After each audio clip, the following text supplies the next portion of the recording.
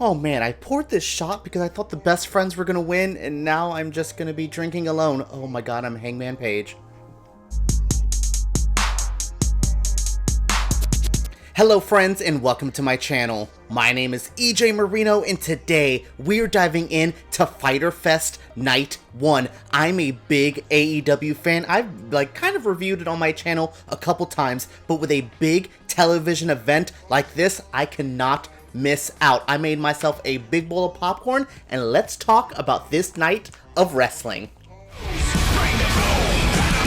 So what were my overall feelings for Fyter Fest? Before I get into the match-by-match feelings, I want to talk about the overall presentation. From the new graphics, to the intro, to the overall presentation, I had a good time with this show. Do I think they had a little bit too many of tag team matches for their first night? Yes, sure, but we know AEW loves their tag team division, so I was a little I could have dealt with maybe one more women's match, or another singles match to maybe, kind of build up another feud. We really didn't need the Private Party Santana and Ortiz match. Give me the Lance Archer Joey Janela match that week. So just little complaints like that. I would have just maybe restructured some stuff, just kind of built the card a little bit differently. But overall, I had a really good night with this programming. Do I love every winner tonight? No, there's two wins that kind of genuinely surprised me. But what was presented, I have to say, I had a very good time.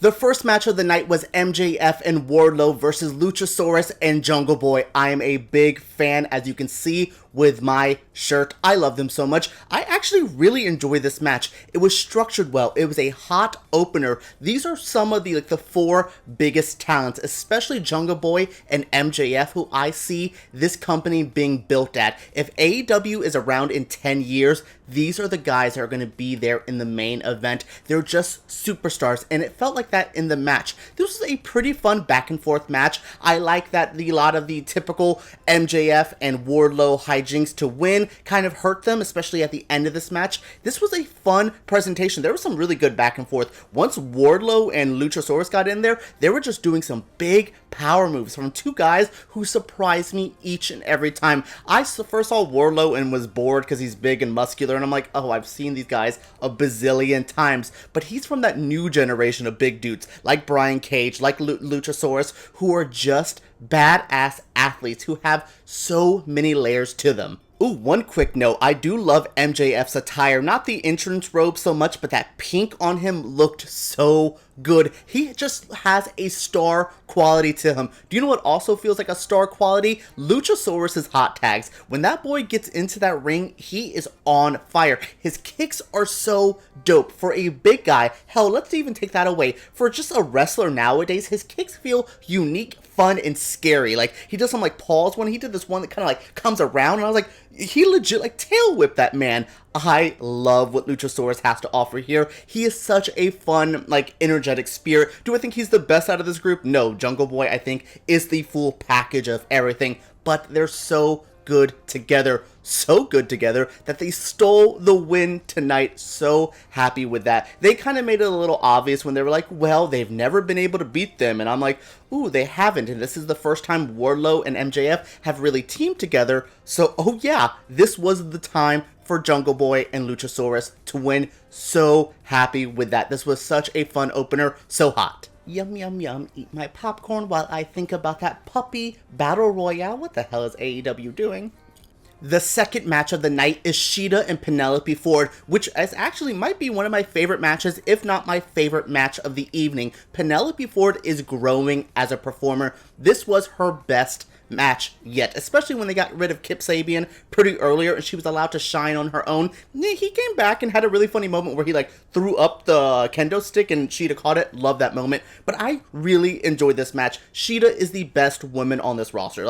She just has everything. She has a look to her. She has presentation, just the way she did her little interview. I just love that. Her wrestling is insane. I thought my girl Tifa could not get any better, but each time she gets out there, she just does something a little bit more interesting, a little bit more brutal. That knee that she does on the side is so awesome. But this isn't just about Shida's wrestling, because Penelope Ford really impressed me this week. Seriously, this was her best match in AEW yet. I don't know much about her outside of AEW, but this could be one of her best matches yet. Like, it is so good. Seriously, every time Penelope rolled her up, I swore that was the end. They had good drama. When she kicked out of the Falcon Arrow, actually, when she reversed it the first time, I was like, oh, that's it, that's the win. Oh my god, I can't believe, let me get another shot. I can't believe Shida is losing. No, Shida won with, like, a lot of finishers. I'm not in love with Shida's ending of her stuff. Like, I think the Falcon Arrow should be there. The knee doesn't feel as impactful as the Falcon Arrow does. Just small little tweaks to, like, her overall kind of finishing of a match, because it always is like, oh yeah, that's Shida's finisher, that weird running knee. Sure, fine. Yeah, that's my only small complaint in this match that I really think is one of the best ones of the evening. Okay, now we go to match 3, which we went from my favorite match of the night to the one that bored me the most. Jake Hager versus Cody in the TNT title match.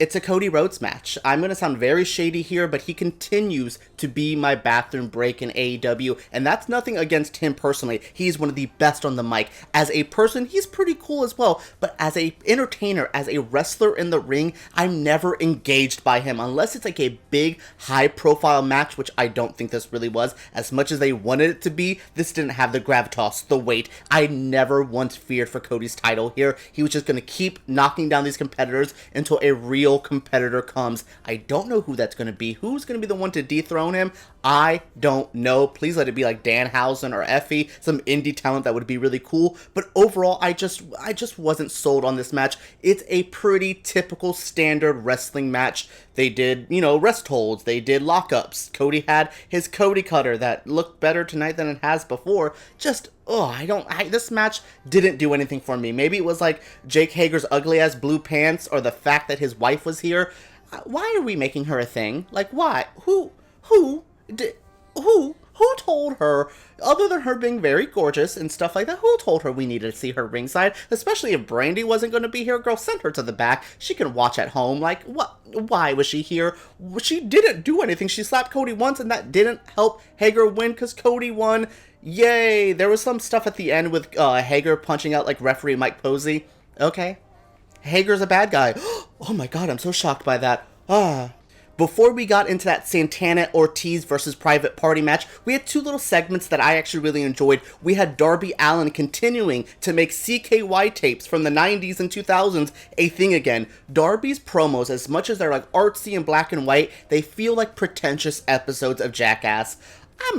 He's awesome. He's cool. I'm just tired of these weird-ass little promos. Like, cool, he did a backflip onto a skateboard. Sure, he lit somebody on fire. But again, I have seen this. Like, do that on a mousetrap and then we'll talk. Like, give me real Jackass realness, then we can get to it. So we had his little promo package, and then before the tag match that's coming up, Orange Cassidy comes out and sits right next to Jericho, which angers Jericho.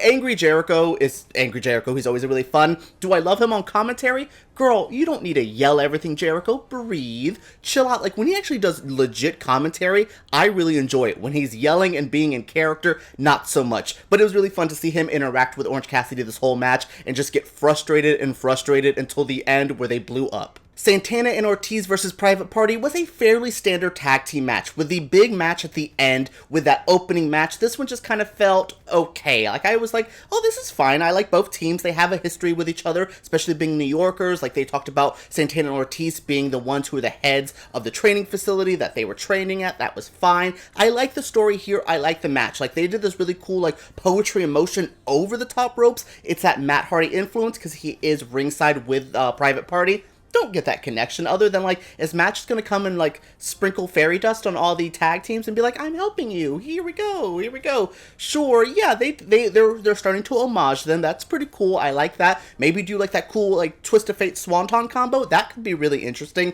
This match wasn't really interesting. It's just a fairly okay thing. I was kind of surprised by the ending though. I did not see Private Party winning. I thought Santana and Ortiz were gonna kind of like, they need to come back up. Like, they're kind of on a losing streak right now, and I'm like kind of shocked by that, because I thought they were going to be like the top dogs here. But with FTR, the Young Bucks, the best friends, there's a lot of people above them. It is just kind of like, oh, that's fine. It's not exactly what I wanted. In probably the most shocking move of the night, we found out that next week there will be no heavyweight title match. The world title will not be defended because Jon Moxley is still locking himself in quarantine. Thank you for being so nice. Taz and Brian Cage come out and just read him to filth. They just go in. Like, Taz starts, again, is very insider, very like, let me pull back the curtains, which is like his new slogan. He pulls back the curtain and goes, girl, you've been tested negative twice. Why aren't you here? You a little scared? I thought they did a good job selling this. Brian Cage is back there being sassy, not talking. Never let that man speak. He does not sound scary. He looks scary. Does not sound like that. But yeah, I really like this little promo. Like, I was kind of like happy that they scaled back the promos and like the little like stunts and shenanigans and just went pure wrestling tonight. But this one promo from Taz continues to show why Taz is one of the best managers here. I really like what he does. I really like him being shady. He read Moxley to filth. So they have pushed back the match for 2 weeks. It will be at Fight for the Fallen, giving Moxley that extra week to keep quarantining himself, which is so smart, so safe. As much as Taz like healed on him for doing it, it's such a good move. Very cool. Sad that another company has affected this company because one other one did not decide to test people. That's beside the point. We get now in 2 weeks the title match. I still think Brian Cage is going to win. I hope Brian Cage is going to win, but we never know, especially nowadays. And now it is time for our main event, the Best Friends versus Kenny Omega and Hangman Page. Okay, this match had a lot going on at first. We have Trent and Chuck getting driven by Trent's mom, who does this cute thing where she's like, Greggy, I need you to come over here, give me a kiss. So cute. But that kind of continued this theme. They kept getting a comedy, edit with their stuff. I didn't think this was going to main event because the promo package was so comedic. I didn't think that they were going to win. As soon as I saw this intro, I was like, well, this is a big intro. That's pretty cool. Oh, this is like a special moment. Oh, they're still doing this best friends things as a pure comedy act, which feels conflicting to me. They're very funny. They're very entertaining. Some of my favorite tag teams here, but they're serious as well. Don't just do them as this jokey thing, especially when they lost the match and then oh my god, and then they kind of just push them to the side to do the FTR stuff. I'm like, okay, I like FTR, I like that you're building them, but give the best friends, put some respect on their name. Give them the respect that they deserve. This match, though, was very entertaining. I got to see a Chuck Taylor Awful Waffle, which is one of my favorite moves. Yes, this match was fun, entertaining. I was just a little let down, especially with that ending that I was like, oh, yeah, we are running out of time, but that's the ending? That's what we had to do? I was just okay on this match. Again, it was entertaining. It had some stuff in there. All of these 4 competitors are so good.